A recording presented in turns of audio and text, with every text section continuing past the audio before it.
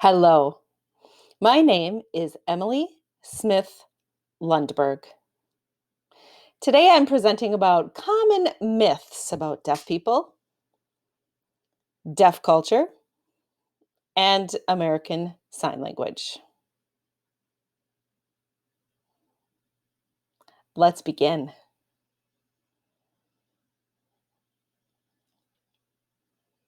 I want to quickly introduce myself so you know who I am.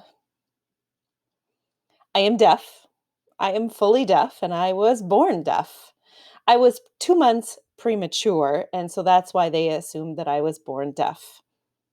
You'll see my hearing parents on this picture. I was one in this picture with them on the bottom. My parents really didn't know what to do with a deaf child, and so they contacted all kinds of people. The deaf community was very supportive of them learning American Sign Language so that they can communicate with their deaf child. And ASL, or American Sign Language, is really the most natural way to communicate with your child. So my parents picked up sign language from books. They went to classes. They talked to deaf people in the deaf community. And I learned along with my parents. I am a happy, healthy deaf adult because my parents really accepted me from day one. And because they accepted me, I accepted myself growing up.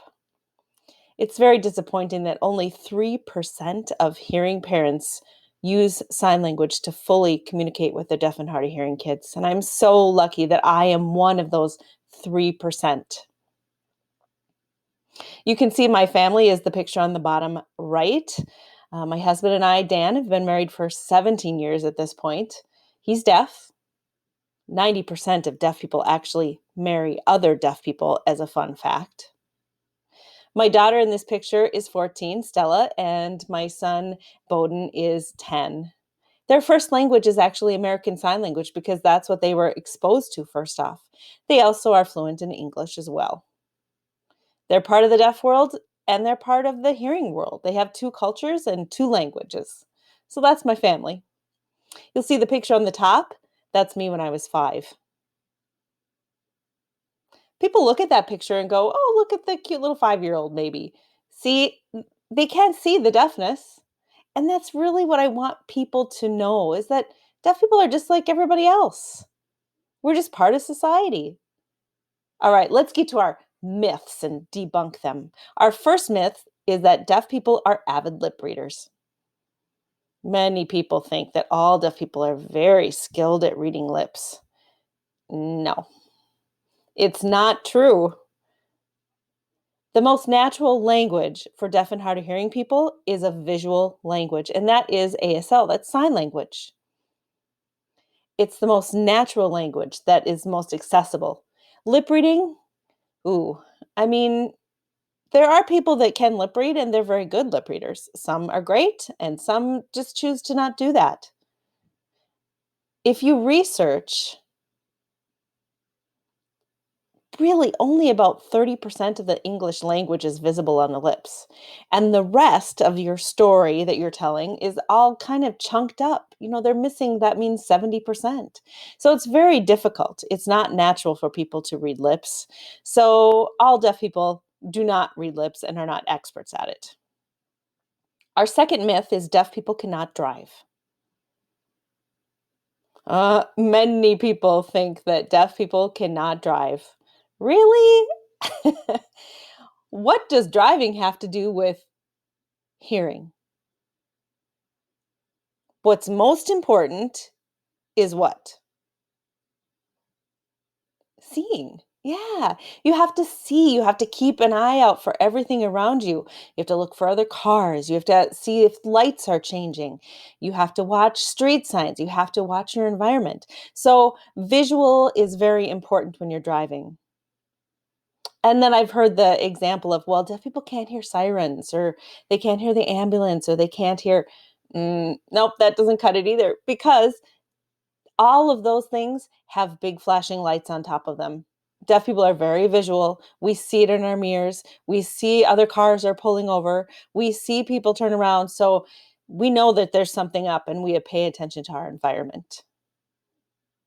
And actually, the research shows that deaf people are better drivers because they are so hyperly focused on the visual mode. So deaf people can definitely drive. Our third myth is American Sign Language is universal. Many people say, "Oh yes, ASL is universal. Everybody use it all over the world. That's what they do." But this is not true. American Sign Language is mostly used here in America. Other countries have their own sign languages that have developed naturally in their own countries. Britain has their own British Sign Language that is separate from ASL. Many of the countries there have their own sign languages. Nicaragua has their own sign language. All those countries in South America, they have different sign languages because they have different languages. So languages develop naturally. One thing I should say is because ASL is so popular, is that people kind of have the idea that ASL is like the best language and you have to learn ASL to be successful. That really is not true. Those other languages are very beautiful and very developed in their own cultures. And so those are fine. It's important for us to respect other signed languages and not colonize their languages with our influences of ASL. So languages are very separate, but ASL is not universal. And it's very important to respect the other languages from other cultures as well. Number four, here's the myth: all deaf people are the same. No, hearing people aren't all the same. Why would we think deaf people are all the same? Deaf and hard of hearing people have very different hearing levels. Some have a lot of hearing, some have very little hearing, some have different lives, some have different experiences. Some go to school at a residential school, some go to school at a public school, mainstreamed with other hearing people. Some deaf people are very isolated, others are not. So all those people are very different. And for to make a generalization saying that all deaf people are the same is not true.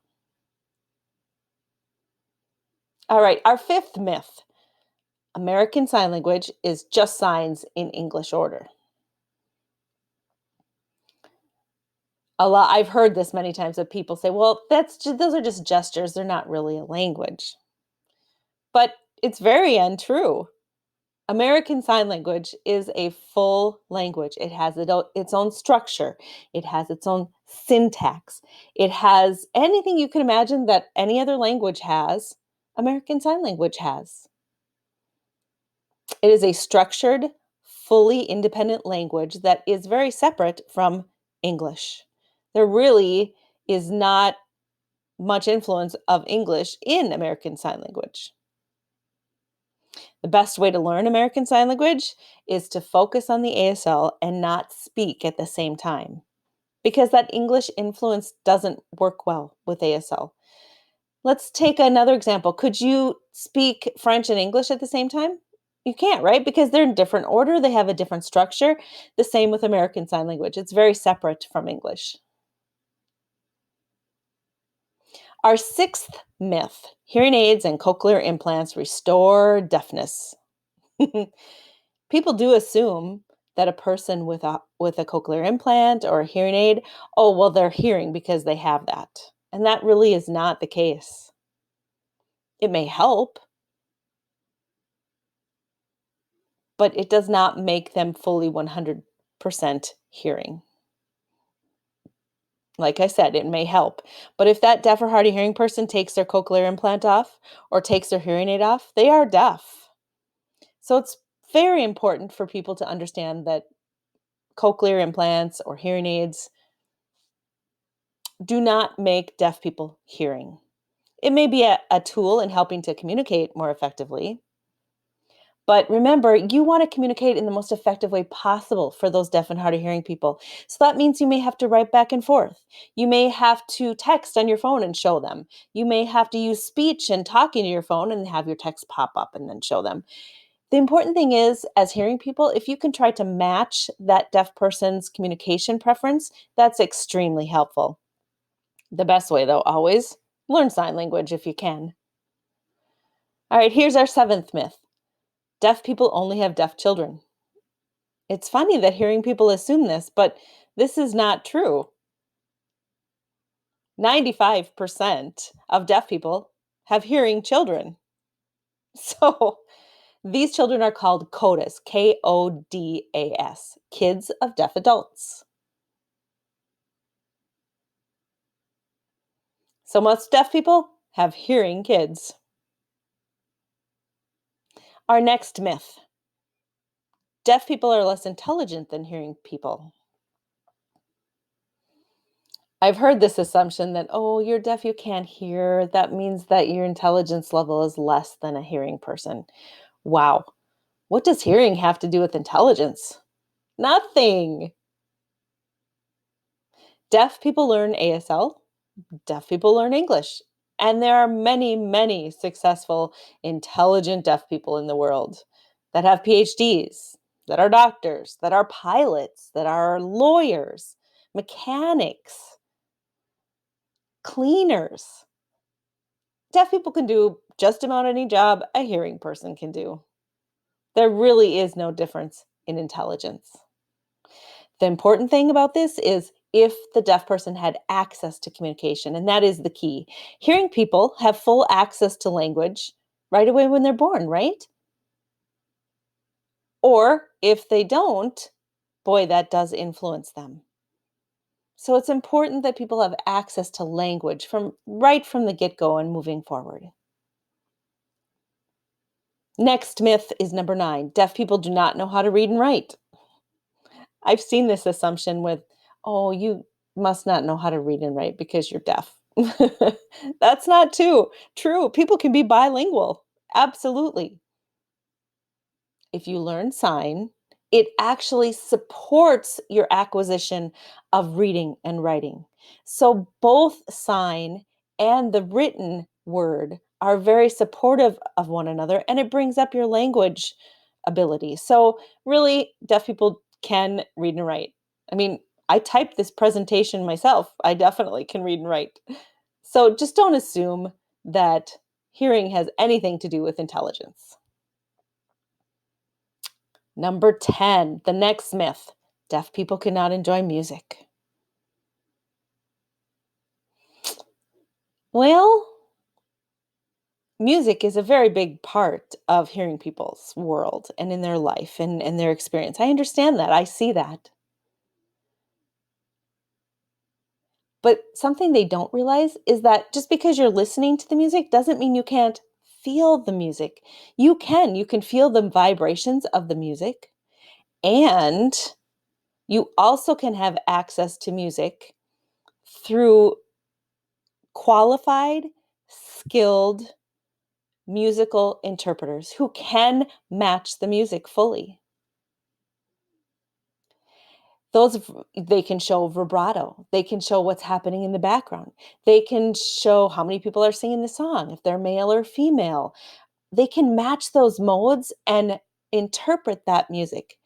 And so that's a great way that deaf people can enjoy music for sure, through feeling and then access through qualified, skilled music interpreters as well. Our last myth is it's okay to use the word hearing impaired. Hearing impaired. Oh, please. Don't use the word. Really? There is nothing impairing about deafness. It doesn't stop me. I have a great life. I have a good quality of life. I go through my life very successfully. There's really no reason that I should be impaired in any way. But you can use the word deaf or hard of hearing and be proud of that they're deaf or hard of hearing. But hearing impaired, ooh, let's take that one out.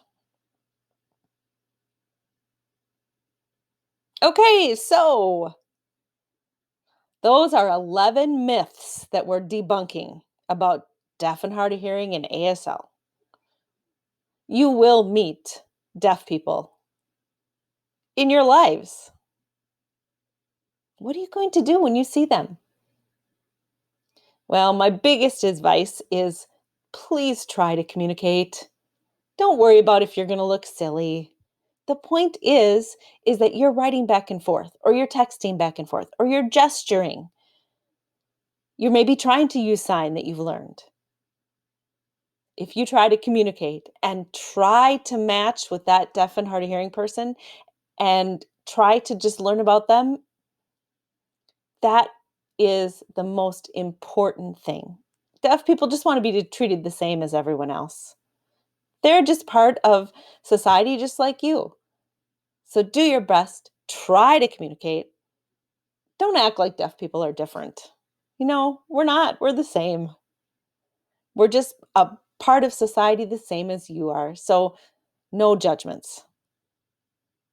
And the best you can do is try. Thanks so much for watching.